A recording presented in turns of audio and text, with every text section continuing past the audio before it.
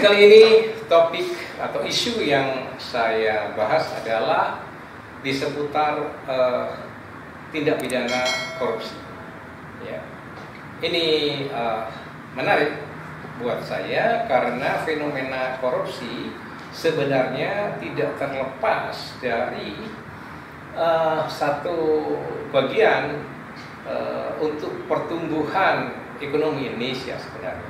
Jadi persoalan ini tidak hanya saya tempatkan di dalam domain hukum, khususnya hukum korupsi semata.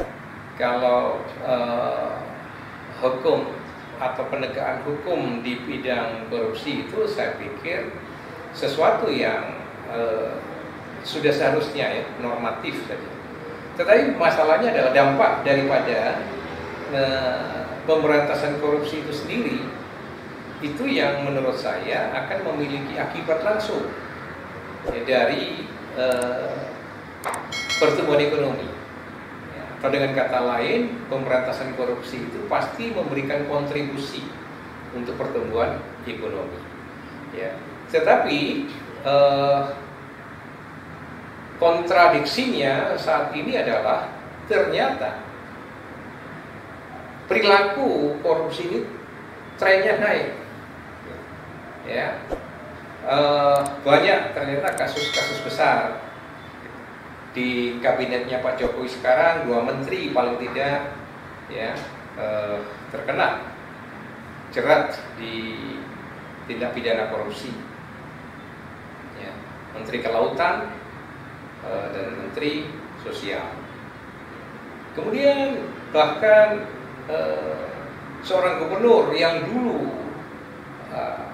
mendapatkan penghargaan Bung Hatta Award untuk anti korupsi ya, ternyata toh terjatuh tersandung juga dalam kasus korupsi, Nurdin Abdullah ya. Lalu terakhir juga ada yang cukup ribut, kasus pajak, suap pajak ya, di lingkungan Direktorat Jenderal Pajak yang dilakukan oleh kata majalah Tempo ini oleh Angin Prayitno Aji ya. Dan masih banyak yang lain-lain. Hampir tiap hari kita selalu mendengar kasus-kasus korupsi, entah OTT KPK, entah itu hasil pengembangan penyelidikan dari KPK. Tapi juga pada sisi yang lain ada kontroversi lain gitu. KPK ternyata ya sedikit mengagetkan menerbitkan SP3 untuk Syamsul Nur Salim dan istrinya Iti Nur Salim. Itu adalah SP3 yang pertama sejak dirilisnya undang-undang KPK yang baru ya, itu yang dikatakan di sini. Jadi undang-undang nomor 19 ya tahun 2019 ya. Tetapi kemudian disusul nih, pemerintah menyusul dengan membentuk Satgas BLBI. Jadi di dalam penegakan tindak pidana korupsi ini juga nampaknya ada ambivalen gitu. Ya. Kalau surat keterangan lunas itu diakui bahwa itu bukan pidana dan itu adalah perdata dan harus diakui untuk memberikan kepastian hukum. Tapi pada sisi yang lain ternyata masih dibentuk Satgas juga BLBI ini, dan ini arahnya adalah pengembalian aset ya, dari obligor-obligor yang dulu telah dinyatakan ya terbukti melakukan tindak pidana di dalam konteks BLBI, maka ini kan akan juga menimbulkan ketidakpastian hukum yang baru. Gitu. Kita mengharapkan bahwa pemberantasan tindak pidana korupsi ini benar-benar menjadi lebih optimal dan lebih efektif kembali. Ya, karena sekali lagi saya tidak hanya melihat dari sisi hukumnya saja, tetapi dampak daripada pemberantasan korupsi yang itu sebenarnya harus dimulai dari skala di tingkat aparatur negara yang paling rendah sampai ke yang paling tinggi. Ya. Termasuk di dalamnya kalau ada pembangkangan oleh pejabat level atas ya di pemerintahan atas putusan-putusan pengadilan. Sebab itu harus dicari motivasinya, dicari sebabnya. Ya.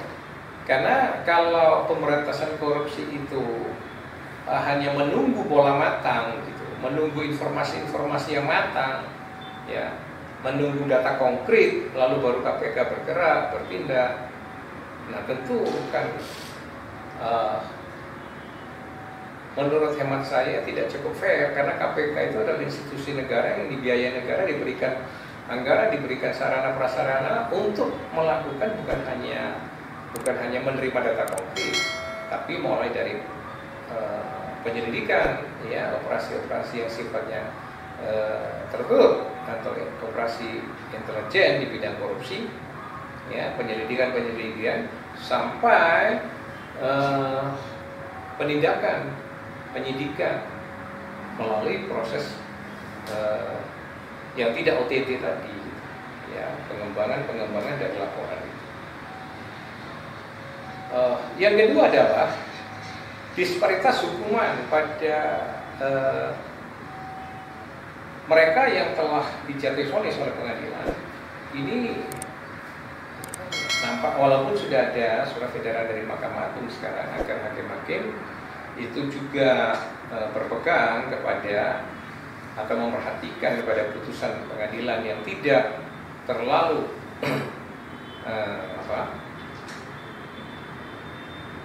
senjang gitu ya vonisnya. Tetapi nampaknya ini belum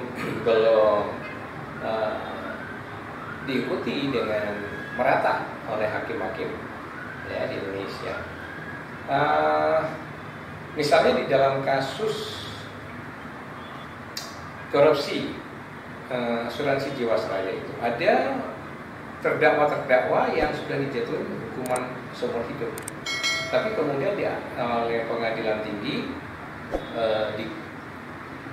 diubah hukumannya menjadi misalnya 20 tahun. Ya. Sebagian terkena hukuman 20 tahun, yang lain tetap hukuman seumur hidup. Ini kan menimbulkan pertanyaan pada prinsip keadilan. Ya. Di dalam kasus sekitar Jiwasraya juga kemudian ada pihak-pihak yang mempertanyakan gitu keterkaitan atau posisi hukum pihak yang lain yang menerima penempatan dana Jiwasraya cukup besar, cukup signifikan misalnya. Kenapa kepada yang bersangkutan tidak juga dilakukan penegakan hukum? Gitu. Ya. Kenapa misalnya penegakan hukum itu hanya dilakukan kepada grupnya siapa itu, Beni Cokro dan Heru Hidayat misalnya, karena disinyalir katanya ada pihak lain, ya, grup besar juga yang ternyata menerima penempatan dana Jiwasraya cukup besar, misalnya. Jadi ada banyak pertanyaan-pertanyaan sekitar penegakan hukum di bidang korupsi ini yang nampaknya harus lebih disadari oleh pemerintah untuk lebih diefektifkan, karena sekali lagi dampak dari penegakan hukum di bidang korupsi ini akan berakibat langsung menurut saya terhadap pertumbuhan ekonomi. Ya, karena banyak investor misalnya sampai sejauh ini kan masih mencemaskan tentang korupsi di bidang perizinan. Saat ini sudah keluar Omnibus Law atau Undang-Undang Cipta Kerja, tetapi di dalam prakteknya, di dalam pelaksanaannya kembali tidak semudah yang dibayangkan. Karena birokrasi ternyata masih berjalan, masih masih harus dilalui dari tingkat rendah sampai ke yang atas. Dan sekali lagi yang perlu diwaspadai oleh pemerintah itu adalah korupsi jabatan, ya, menyalahgunakan jabatan. Contoh konkretnya ya seperti misalnya di Kementerian Kemaritiman itu kelautan, ya, bagaimana menteri menerbitkan peraturan-peraturan yang sifatnya rekayasa untuk keuntungannya sendiri, ya, membuat peraturan-peraturan yang mempersulit para pengusaha untuk berbisnis di bidang perikanan, misalnya dibikin di bidang benih lobster, di bidang lobster, tetapi semuanya itu supaya menguntungkan si menterinya. Dan ini kan harus dievaluasi, artinya gini, tidak bukan menutup kemungkinan, bukan tidak mungkin di kementerian-kementerian yang lain juga terjadi perilaku yang sama. Menteri-menterinya ini tidak selalu sungguh-sungguh melaksanakan visi presiden untuk mempermudah investasi. Salah satu tujuan dari Omnibus Law kan adalah untuk mempermudah investasi. Ya, tetapi pada sisi yang lain kita masih ketemu praktek-praktek menteri yang over regulated begitu, menerbitkan peraturan-peraturan yang masih lebih banyak untuk mempersulit saja di tingkat pelaksanaannya. Nah, ini saya pikir salah satu kontraprestasi tidak langsung dari pemerintah yang sangat diharapkan dari masyarakat, ya, karena bagaimanapun korupsi dari tingkat yang disebut gratifikasi, suap menyuap, sampai ke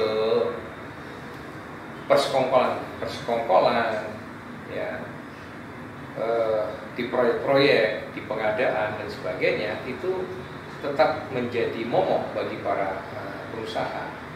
Dan iklim usaha itu bisa menjadi lebih sehat jika hal-hal yang terkait celah-celah untuk praktek korupsi itu benar-benar bisa tertutup lebih rapat dari yang selama ini terjadi. Dan akhirnya saya mengharapkan partisipasi dari semua masyarakat, jadi sehingga jangan hanya KPK saja tumpuan untuk pemberantasan korupsi, termasuk dari yang dulu di zaman Pak Wiranto itu ketika beliau menjadi Menko Polhukam, ada lembaga yang namanya yang memberantas pungli itu, ya, operasi siper atau apa itu kok sudah tidak terdengar lagi suaranya. Itu kan penting untuk memberantas korupsi di level yang lebih teknis, ya, di institusi-institusi yang lebih teknis, ya, yang lebih menangani administrasi teknis lebih ke tingkat bawah, ya, operasi saber atau apa itu, sabu bersih, ya. Nah, ini saya kok tidak terdengar lagi, ya, kan? Dan sekarang di beberapa BUMN, di beberapa lembaga, ya, termasuk di kementerian, kan sudah dibentuk satu sistem itu, whistleblower system itu. Ya. Artinya pejabat-pejabat intern itu kan sekarang tidak perlu takut lagi untuk melaporkan bila mana rekan-rekan pejabat yang lain itu ada yang melakukan praktek suap atau korupsi, karena dengan adanya sistem whistleblower system itu kan ada jaminan perlindungan, termasuk dari LPSK, ya, dari KPK dan sebagainya.